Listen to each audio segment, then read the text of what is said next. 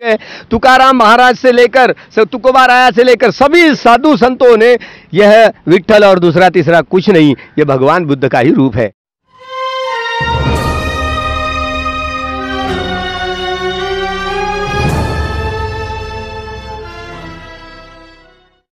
गच्छामि धम्मं शरणं। अभी हम भीमा कोरेगांव से जो पंढरपुर पदयात्रा निकल रही है, उस पदयात्रा का प्रारंभ यहाँ से शुरू हुआ है। हम अभी बनते नाग ज्योति से बात करेंगे, सर ज्ञान ज्योति से बात करेंगे कि ये पदयात्रा यहाँ से पंढरपुर निकल रही है, यहाँ से उसका शुभारंभ हुआ है। ज्ञान ज्योति जी, हमको बताइए कि इस पदयात्रा के पीछे आपका क्या उद्देश्य है? ये बाबा साहब द्वितीय बुद्ध शासन के जो कर्णधार, जिन्होंने 3 शरण और 5 शील प्रदान करके 22 प्रतिज्ञाओं की सुंदरता की जो झालर चढ़ाई, और जो धम्म क्रांति का जो प्रेरणा स्थान बाबा साहब का, यही वो भीमा कोरेगांव का विजय स्तंभ है, जहां पर 1 जनवरी 1818 में 500 महार सैनिकों ने 28,000 पेशवाओं की सेना के ऐसे चुर्रा मुर्रा कर दिया और ये युद्ध जीत लिया। यह गले में मटका और कमर में जो झाड़ू था, ये हटाने के लिए यह लड़ाई लड़ी गई, समता की लड़ाई लड़ी गई। बाबा साहब इसीलिए 1 जनवरी 1927 को यहाँ पर जो आए थे और जिन्होंने इस देश की धारा ही बदल दी है। श्रमण संस्कृति और ब्राह्मण संस्कृति के बीच की दरार बाबा साहब को इतिहास की धारा समझ में आई। इतिहास का संशोधन वह ठीक तरह से कर सके, जो दुनिया में कोई विद्वान इतना नहीं हुआ जो ऐसे नए ये बहुप्रवाही इतिहास की धारा का संशोधन किया और सारा विश्व, सारा जम्बूद्वीप बुद्धमय धम्ममय करने का संकल्प यहाँ पर किया। और वही संकल्प को पूरा करने के लिए यह सामाजिक क्रांति का यह अभियान है। यह बहुत समय तक चलते रहेगा, क्योंकि ये सब साधु संत मंडली पंढरपुर में यहाँ इसीलिए जाया करती थी, सारे भिक्षु थे। अब ये भिक्षुओं को वर्षवास के लिए आमंत्रित करने के लिए गांव में, नगर में, शहरों में लेके आते थे, इसलिए आषाढ़ी एकादशी को वहां पर जाया करते थे। बुद्धं शरणं धम्मं शरणं संघं शरणं गच्छामि बोलते हो। ये जो तो भूल गए, इसीलिए लोग तो भूल गए। अभी तो क्या क्या नहीं बोलते, ब्राह्मणवाद का शिकार हो गए लोग। जैसे कि धम्मचक्र प्रवर्तन दिवस, आषाढ़ी पूर्णिमा, ये हर कोई भूतकाल के बुद्ध हो या वर्तमान के या भविष्य के जितने सारे सम्यक संबुद्ध होंगे, ये सभी बुद्ध धम्मचक्र प्रवर्तन आषाढ़ी पूर्णमासी को ही करेंगे। आषाढ़ी पूर्णमासी का ये दिन धम्म दिवस, धम्मचक्र प्रवर्तन दिवस करके जाना जाता था, माना जाता था सारे संसार में, लेकिन भूल गए। यहाँ प्रतिक्रांति हुई। देवानाम पियदर्शी सम्राट अशोक का परपोता बृहद्रथ, आखिरी का मौर्य राजा, इनकी कपट नीति से हत्या कर दी गई पुष्यमित्र श्रृंग द्वारा, और सारा तबाही हो गई। बाबा साहब जो 25 दिसंबर 1954 को देहू रोड में भगवान की मूर्ति की प्रतिष्ठापना के समय में वे कहते थे कि 2000 लेनियां इस देश में, 2000 लेनियां, और इस 2000 लेनियों में से 1500 कुल लेनियां महाराष्ट्र में। इसका मतलब है माली, तेली, कुंभी, कोली, सारे समाज, बहुजन समाज, एक समय ऐसा था कि 100% बुद्धिस्ट थे।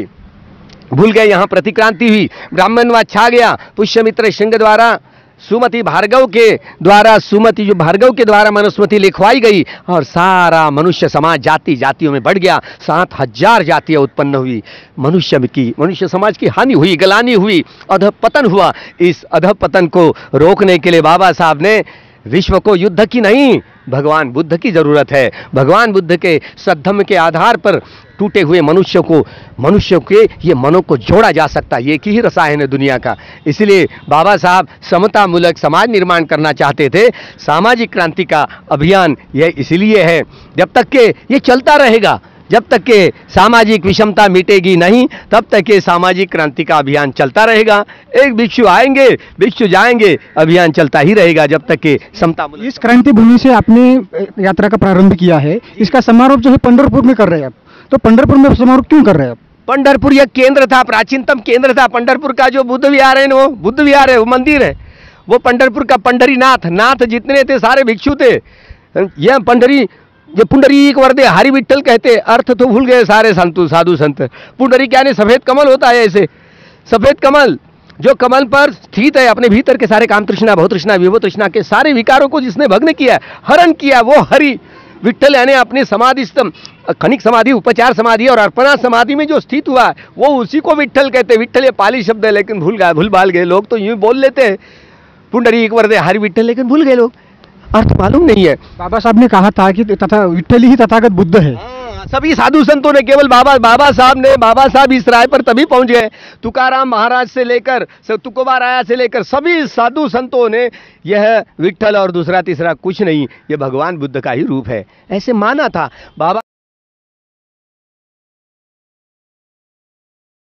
साहब ने इसलिए हर जहां खंबे पर देखे तो ये धम्म चक्र है जो तिरंगे पर बाबा साहब ने लगा दिया।